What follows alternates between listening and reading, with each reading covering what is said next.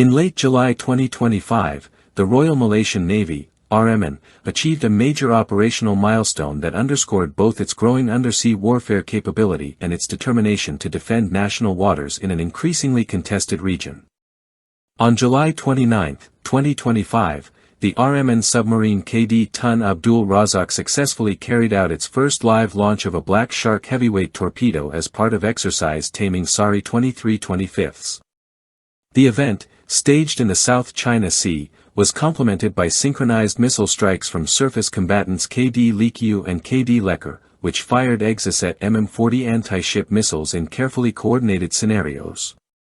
Together, the exercises highlighted a layered strike capability that strengthens Malaysia's maritime deterrence posture at a time of heightened strategic tension. The highlight of the exercise was the live firing of the Black Shark torpedo, a sophisticated weapon capable of hitting targets at ranges of up to 50 kilometers while traveling at 93 kilometers per hour. Unlike older generation torpedoes, the Black Shark is guided via a fiber optic link, enabling submarine commanders to control the weapon in real time and adjust attack profiles against maneuvering ships or hostile submarines. This level of precision provides a significant tactical advantage, particularly in the cluttered maritime environment of Southeast Asia. At the same time, the surface fleet demonstrated its own strike power with the Exocet MM-40 Block II, a weapon with a proven reputation in littoral combat. With a 70-kilometer range, 165 kilograms warhead, and a low-altitude, sea-skimming trajectory, the missile is designed to penetrate enemy defenses and deliver pinpoint strikes against hostile vessels. The successful firing of Exocets by both KD Tun and KD Lekar illustrated the RMN's ability to coordinate multi-ship engagements and synchronize surface-to-surface strikes with submarine-launched attacks. Running from July 8 to July 31, 2025, Taming Sari was conducted from the RMN's two principal naval bases at Lumut and Kota Kinabalu. It was executed in parallel with Charisma's 28/25, a tri-service drill that brought together the Navy, Army, Air Force, and the Malaysian Maritime Enforcement Agency. The joint nature of the training allowed the Malaysian Armed Forces to test interoperability, simulate real-world combat scenarios, and strengthen command and control mechanisms across multiple domains. This year's edition was notable not only for the technical sophistication of the live firings but also for its timing.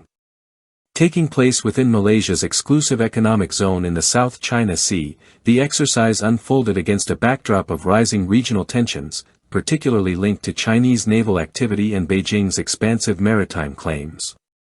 Central to the success of the exercise was the performance of the KD Tun Abdul Razak, the second unit of Malaysia's Perdana Menteri-class submarines, derived from the Scorpion-class design jointly developed by France and Spain. Commissioned in 2009, the boat represents the cutting edge of Malaysia's undersea fleet. The submarine displaces around 1,550 tons, measures 67.5 meters in length, and has a beam of 6.2 meters. It is powered by 4 diesel generators and a 2,900 kilowatts electric motor, allowing for a top submerged speed of 20 knots and an operational range of more than 6,500 nautical miles. Equipped with advanced acoustic dampening, a hydrodynamic hull shape, and a modern combat management suite known as Subtix, the vessel is optimized for stealth operations. Subtix integrates sonar, sensors, navigation, and weapon systems, giving the crew the ability to track and engage multiple surface and subsurface targets simultaneously. For Malaysia, the KD Tun Abdul Razak and its sister boat KD Tunku Abdul Rahman represent not just platforms for defense but also symbols of technological maturity. Their ability to operate covertly, remain submerged for extended periods, and deliver powerful strikes provides a critical edge in defending maritime sovereignty. On the surface warfare front, the firing of Exocet MM-40 Block II missiles by KD Tun and KD Lekar demonstrated the Navy's continued reliance on one of the most battle-tested anti-ship weapons in the world. Designed by MBDA, the Exocet employs an inertial guidance system during its mid-course phase before switching to active radar homing in the terminal approach. Its low flight path and sea-skimming capability make it difficult to detect and intercept. In Southeast Asia's littoral waters, characterized by heavy maritime traffic, narrow choke points, and cluttered radar environments, the Exocet's design is particularly relevant. When combined with submarine-launched torpedoes, the missile extends Malaysia's strike options, enabling both overt and covert responses to hostile incursions. From a tactical standpoint, the combination of the Black Shark torpedo and the Exocet missile represents a two-pronged deterrence strategy. Submarines provide the stealth element, able to silently stalk and engage enemy vessels from below the surface. Surface ships, meanwhile, add visible presence and firepower projection, allowing Malaysia to cover both long-range and close-in threats.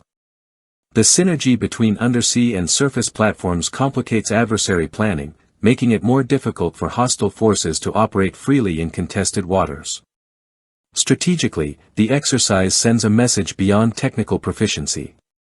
Malaysia has been confronted with repeated incursions into its exclusive economic zone by Chinese Coast Guard vessels and fishing fleets. Beijing's militarization of artificial islands and assertive patrols have created a climate of tension for Southeast Asian states with overlapping claims in the South China Sea. Against this backdrop, Malaysia's successful torpedo and missile firings are a statement of resolve, an assurance to its citizens, allies, and partners that it is prepared to safeguard its maritime interests. The live firing also fits squarely into Malaysia's 15-5 naval transformation program, which aims to streamline fleet composition, reduce logistical burdens, and modernize combat power. A key component of this transformation is sustaining a credible submarine force, supported by a $240 million 5-year maintenance agreement with BHIC Submarine Engineering Services. By investing in upkeep and training, Malaysia is ensuring that its undersea assets remain fully mission-capable well into the next decade.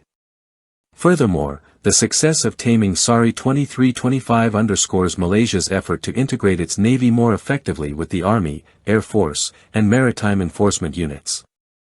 The interoperability tested during the exercise reflects an understanding that modern conflicts are joint in nature and that defending maritime sovereignty requires seamless coordination across multiple services.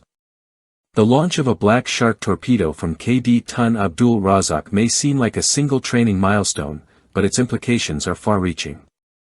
It demonstrates that Malaysia's submarine fleet has matured into a capable force ready to undertake real-world combat operations. It validates years of investment in platforms, training, and support infrastructure. Most importantly, it signals that Malaysia intends to play an active role in defending not only its national interests but also the broader stability of the Indo-Pacific maritime order. As regional tensions continue to rise, exercises like Taming Sari will become increasingly critical. They not only sharpen the skills of Malaysian sailors but also serve as strategic reminders to potential adversaries. Malaysia is prepared, capable, and willing to defend its maritime domain with modern, credible, and well-coordinated force.